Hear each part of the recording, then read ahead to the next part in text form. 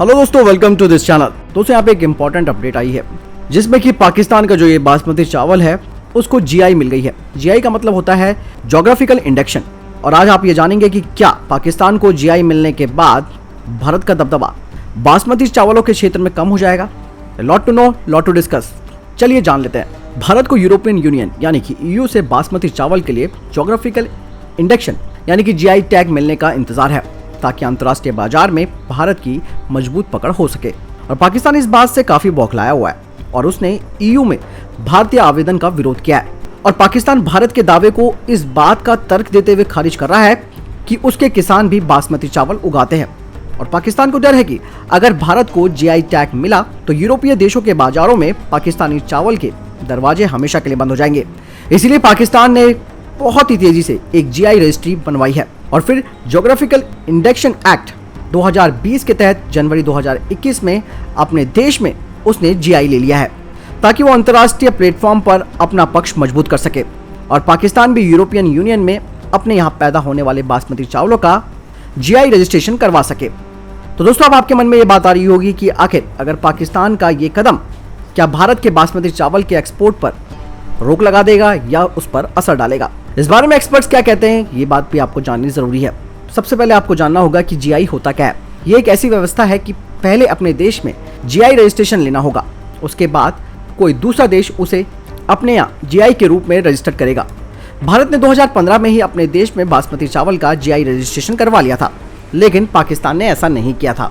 वो बिना GI tag वाले बासमती चावलों को बेच रहा था। इसीलिए दूसरे देशों में उसके बासमती चावल भारतीय बासमती के सामने मात खा रहे थे।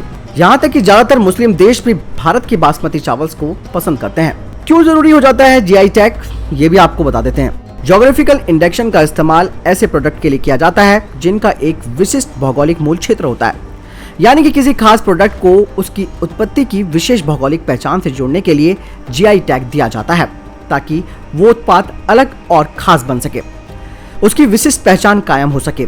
इन उत्पादों की विशिष्टता एवं प्रतिष्ठा भी इसी मूल के क्षेत्र के कारण होती है। जीआई टैग में किसी खास प्रोडक्ट के साथ क्वालिटी अपने आप जुड़ जाती है। ऐसे में किसानों को फसल का अच्छा दाम मिलता है और एक्सपोर्ट में मदद मिलती है। भारत और पाकिस्तान के बीच बासमती चावल को लेकर एक जॉइंट वर्किंग कमेटी भी बनी है जिसमें तय हुआ कि जब दोनों अपने अपने देश में इसका जीआई टैग लेंगे तो कोई भी एक दूसरे का विरोध नहीं करेगा। दोनों देशों में जीआई का क्षेत्र चिन्हित है। भारत में 95 और पाकिस्तान में इसके उत्पादन के 14 जिले हैं। पाकिस्तान ने जनवरी 2021 में इन 14 जिलों को ही बासमती का जीआई टैग दिया था क्योंकि वो अपने देश में रजिस्ट्रेशन के बिना दूसरे देशों में जीआई का आवेदन नहीं कर सकता था। अब तक पाकिस्तान बिना जीआई ठप्पे के बासमती बेच रहा था।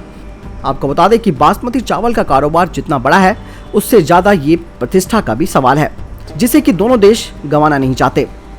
भारत हर साल करीबन 30,000 करोड़ का बासमती एक्सपोर्ट करता है। इसे और ऊंचाई तक ले जाने के कई प्रयास भी किए जा रहे हैं। बासमती निर्यात में भारत की हिस्सेदारी 70% से अधिक है, जबकि पाकिस्तान में 25 से 30%। इन्हीं दोनों देशों में बासमती पैदा होता है। एक्सपर्ट्स कहते हैं कि पहले तो भारत में बासमती का क्षेत्र पाकिस्तान के मुकाबले काफी बड़ा है। पाकिस्तान मांग को पूरा नहीं कर सकता। दूसरा, भारतीय बासमती चावल की क्वालिटी के आगे पाकिस्तानी बासमती ठहरती नहीं है। मुस्लिम देशों ने जिस बासमती चावल की मांग की है वो इंडिया की वैरायटी है और भारत में इसे लेकर काफी रिसर्च भी हुआ है और यही वजह है कि भारत में इसकी 34 वैरायटी है, जबकि एक्सपोर्ट के लिहाज से 6 से 7 प्रमुख है। इसीलिए पाकिस्तान को उसके देश में जीआई मिलने के बाद भी अंतर्राष्ट्रीय बाजार में भारत के बासमती चावल का दबदबा बना रहेगा और भारत के एक्सपोर्ट पर कोई असर नहीं पड़ने वाला।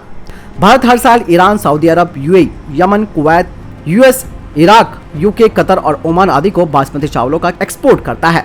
आपको बता दें कि बासमती चावल का उत्पादन हिमालय की तलहटी में आने वाले इंडो गैंगेटिक प्लेन्स यानी कि गंगा के मैदानी इलाकों में होता है। इसमें पाकिस्तान के हिस्से वाले पंजाब के 14 जिले हैं, जबकि भारत के 7 राज्यों जिसमें कि पंजाब, हरियाणा, हिमाचल, उत्तराखंड, दिल्ली, पश्चिम उत्तर प्रदेश और जम्मू कश्मीर के 95 जिले इसकी पैदावार करते हैं।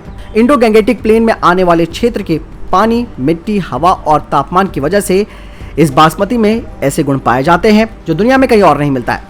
इसीलिए बासमती को क्वीन ऑफ राइस कहा जाता है। यानी कि पाकिस्तान की ये जो चाल थी भारत को अंतर्राष्ट्रीय मंच पर दबाने की, वो यहाँ पर फेल हो चुकी है और वो अब चाहे जीआई टैग ले ले, चाहे वो कुछ भी कर ले, लेकिन भारत की क्वालिटी के साथ कॉम्प्रोमाइज नहीं कर सकता है दूसरा सबसे बड़ी बात है कि भारत के पास काफी बड़ा क्षेत्र है जो कि डिमांड को पूरी करने की क्षमता रखता है।